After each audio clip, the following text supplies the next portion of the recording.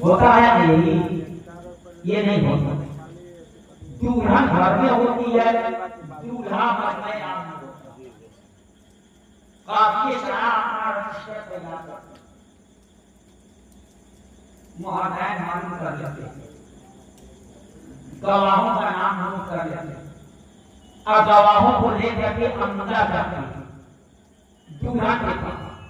अंदर जब जाते दुल्हन के पास तो ऐसी सूरत में क्या करते, दुल्हन के पास जाकर के उस दुल्हन से इजाजत लेते, क्या तेरा जिसका भला निकले भला के साथ रहता है, जिसका मुहर्रम ये है, जिसके ये दो गवाह हैं, मैं आपके शराब इजाजत लेने आया हूं, क्या तुझे ये रिश्ता मंजूर है, इजाजत देती हूं? अगर उसने इजाजत दे दी तो आए काफी शाह मजमा में बैठे, अब मजमा में बैठ करके लड़के से कबूल करा लिए दूल्हा। अगर 3 मरतबा कबूल कर लिया कभी तो उसके बाद आप इंसाफ से बताइए इन दोनों का रिश्ता क्या था, दूल्हा और दुल्हन का रिश्ता क्या हो गया? नहीं पता। लड़की इजाजत दे दी, इधर लड़का कबूल कर लिया, काफी सारा ने कबूल करा लिया, तो अब इस लड़के उस लड़की के बीच में रिश्ता क्या हो गया? भाई बहन, हाँ मियां बीवी। क्या कमाल है, लड़की किसी की है, लड़का किसी का है, लड़की कहीं की है, लड़का कहीं का है, न लड़की लड़के को पकड़ी न लड़का लड़की को पकड़ा।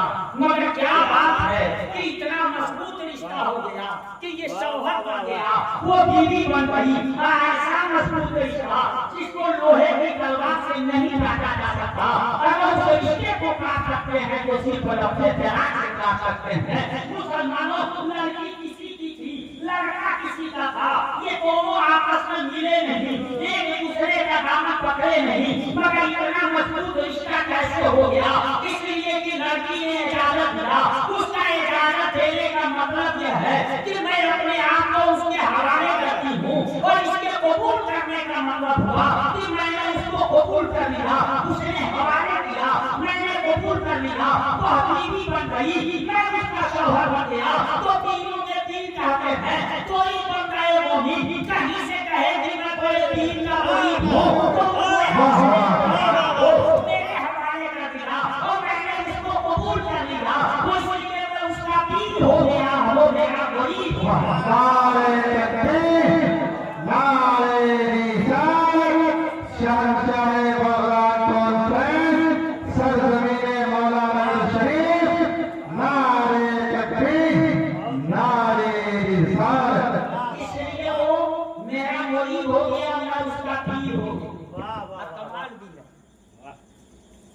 तीनों को देखा जाता कि वो हाथ अपना देते थे, अपने हाथ में मुर्गी का हाथ लेते थे, और उसमें से अक्सर कहते हैं कि तो मैंने अपना हाथ गौ से पाक के हाथ में दिया। कहते हैं कि नहीं कहते? कितना बड़ा गौ से पाक का हाथ, बैठा यहाँ है, कहता है अपना हाथ गौ से पाक के हाथ। असली तो हाथों इतना लंबा नहीं है। मुसलमानों, गौ से पाक इतने बड़े हैं, ये तो बात में समझ लेना। मैं इतना दूर जा रहा हूँ, अक्सर जब मैं एक गाना सुन रहा हूँ, गौ का दामन नहीं छोड़ेंगे आप। ये नारा मैं पूरब में भी सुन रहा हूँ, पश्चिम में भी सुन रहा हूँ, उत्तर में भी सुन रहा हूँ, दक्षिण में भी सुन रहा हूँ। वो करने लगा, यार उनका दामन है कितना बड़ा, पूरब वाला भी पकड़ा है, पश्चिम वाला भी पकड़ा, उत्तर वाला भी पकड़ा है, दक्षिण वाला भी पकड़ा। तो वही से मैं सोचने लगा, जिसके दामन को दुनिया नहीं नाप पाती, उस से पाक के मनाम को दुनिया नाप पाएगी। जिसका दामन इतना लंबा चौड़ा है, जिसका दामन पूरी दुनिया में फैला हुआ है, तो पूरी दुनिया वाले जिसका दामन पकड़े हुए हैं, उस फूल कितना बड़ा होगा कि उसका दामन सारे से पकड़े हुए हैं। वो है तीनों के भी, वो है मीनों के भी, वो है रोशन सभी, वही है हम सबके दस्तगी। मैं बता रहा था सारे नबी खुदा की शान, मुस्तफा खुदा की सबसे बड़ी शान, वो सारे वली नबी की शान। जिस नबी की उम्मत का वली है, जिस नबी की उम्मत का वली है, वो उस नबी की शान। अच्छा, ऐसा नबी वैसा उसकी उम्मत का वली। तो अब आइए वो से पाक को समझने के लिए एक नबी की एक उम्मती को मैं दिखलाऊंगा और उसको दिखलाऊं तो मैं चला जाऊंगा, तब भी आप देख लें। आप किसी नारे में नहीं,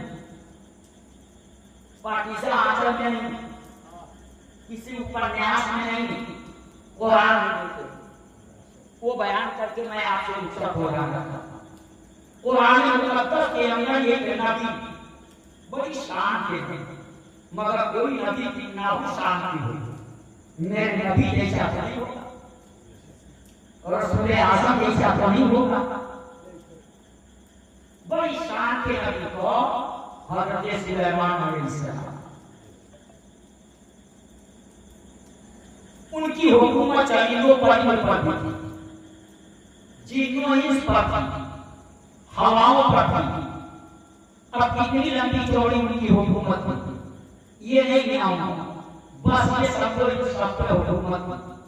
एक मरतबा उनके दरबार से एक परिंदा गायब हुआ, जिसको हुदहुद कहते हैं। परिंदा गायब हो गया।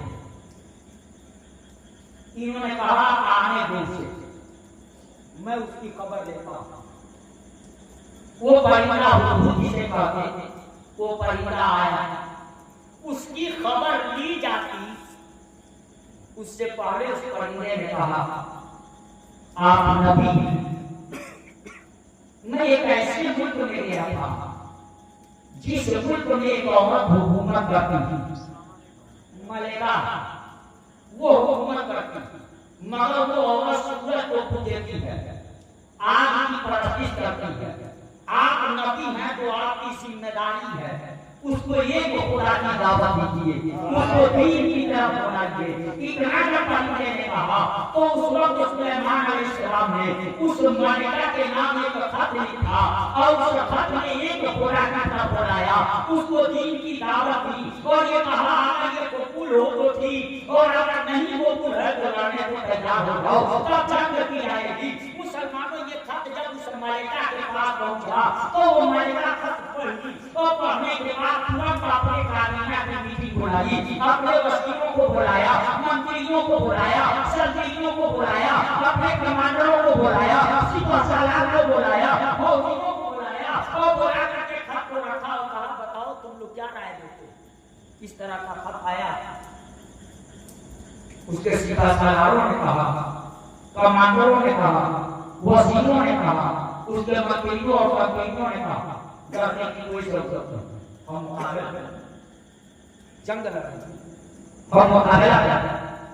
जब वो सबों ने कहा मुकाबला करेंगे तो औरत बड़ी होशियार थी। उस औरत ने कहा मुकाबला करने को कह रहे, मगर ये खत भेजने वाला वाकई अगर नबी है तो नबी की ताकत से दुनिया की कोई ताकत टकरा के कभी जीत नहीं सकती। तो नबी को खुदा एक ताकत देता है, जिस ताकत का मुकाबला आदमी किसी तरह नहीं कर सकता, उसी ताकत का मुजाहरा जब करता है वो उसको मोजेज़ा कहते हैं। नबी के मोजेज़े का मुकाबला कोई नहीं कर सकता। मुसलमानों आज चांद पे जाने का दावा तो दुनिया ने कर दिया है, चांद पे पहुंचने का दावा तो कर दिया है, मगर आज चांद तोड़ने की बात किसी ने नहीं की, क्योंकि ये दुनिया को पता है ये काम अगर हो सकता है तो सिर्फ नबी के अमीरी के इशारे से हो सकता है। पूरे हुए सूरज को पलटाने की बात आज तक किसी ने नहीं की, क्योंकि उनको पता है कि ये काम नबी के अमीरी के इशारे से हो सकता है। मुसलमानों को नबी का मोजेज़ा पता, नबी को एक ऐसा पावर देता है जिसके सामने दुनिया का सारा पावर जीरो मुकाबला नहीं।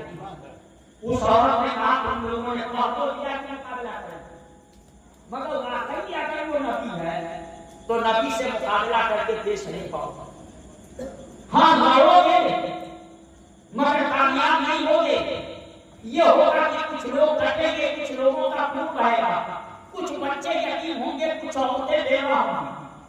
मगर बाद में उसकी बात माननी पड़ेगी, नबी से लड़ करके देश। तो ये कहा क्या गलती है कि अपने कुछ लोगों को कटवा लो और तब जा करके फिर उसी की बात मान। ये कहा क्या तो उसके साथ भाइयों ने कहा क्या हो, तो उसने कहा मैं चाहूंगा अब पहले उसका इम्तिहान होंगी चाहूंगा वाकई ये नबी है अगर नबी तब तो उसकी बात मान ली जाए।